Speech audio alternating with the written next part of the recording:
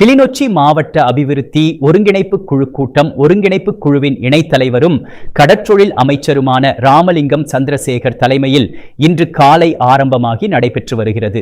இந்த கூட்டத்தில் நாடாளுமன்ற உறுப்பினர்களான சிவஞானம் ஸ்ரீதரன், கருணைநாதன் இளங்குமரன் மற்றும் ராமநாதன் அர்ச்சுனா ஆகியோர் உட்பட வடக்கு மாகாண அமைச்சுக்களின் செயலாளர்கள், மாகாண திணைக்களங்களின் பணிப்பாளர்கள், மாவட்ட திணைக்கள தலைவர்கள், அரசு அதிகாரிகள் மற்றும் பொது அமைப்புகளின் பிரதிநிதிகள் உள்ளிட்ட பலர் கலந்து கொண்டுள்ளனர்.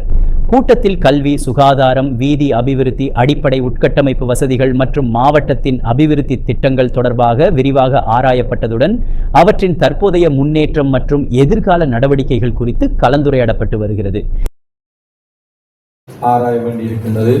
அதாராத ஏனைய விடயங்களில் இருக்கின்ற சவால்கள், பிரச்சனைகளை கலந்தாலோசித்து அதற்கான தீர்வுகளை கண்டுகொள்வதற்கும் இன்றைய இந்த கூட்டம் ஒழுங்கமைக்கப்பட்டு தலைவரும் கௌரவ கடற்தொழில் அமைச்சருமாகிய ராமலிங்கம் சந்திரசேகரன் ஐயா அவர்களை அன்போடு வரவேற்கின்றேன்.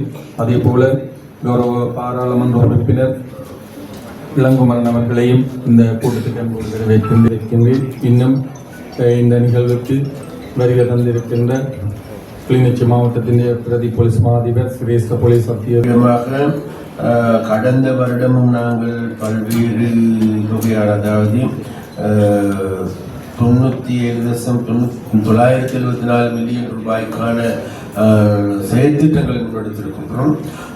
பெரும் தொகையான பணம். அந்த வகையில் அடுத்த ஆண்டுக்கான செயல்பாடு என்பது இதைவிட வேகமாகவும், இதைவிட துரிதமாகவும், இதைவிட கூடுதலான நிதி ஒதுக்கீடுகள் செய்வதற்கு ஏதுவான நடவடிக்கை எடுக்கப்பட்டிருக்கிறது. அது மாத்திரமல்ல, ஒவ்வொரு துறையும் தாங்கள் எதிர்கொள்கின்ற பிரச்சனைகளை முற்றுமுழுதாக தீர்ப்பதற்கு ஏதுவான நடவடிக்கைகளுக்கான செயற்பாடுகள் முன்னெடுக்கப்பட்டு வருகிறது. அது மாத்திரமல்ல, எதிர்வரும் மாநிலங்கள் விஷயமாக கல்வி பிரச்சனை எடுத்துக்கொண்டால் கல்வி பிரச்சனை, பௌதிக பிரச்சனைகள் மாத்திரமல்ல, மனித வளங்களையும் கூட முற்றாக தீர்ப்பதற்கு, ஆளணி பிரச்சனைகள் முற்றாக போக்குவதற்கு ஏதுவான நடவடிக்கை எடுக்கப்படுகின்றது. அப்போ அந்த வகையில் அடுத்த ஆண்டு என்பது இதைவிட சிறப்பாக அமையும் என்று நினைக்கின்றேன். அந்த முன்னேற்றத்தை பார்த்து கொண்டு அடுத்த ஆண்டுகால செயற்பாடுகளை முன்னெடுப்போம். அந்த செயற்பாடுகளை முன்னெடுப்பதற்கு உங்களுடைய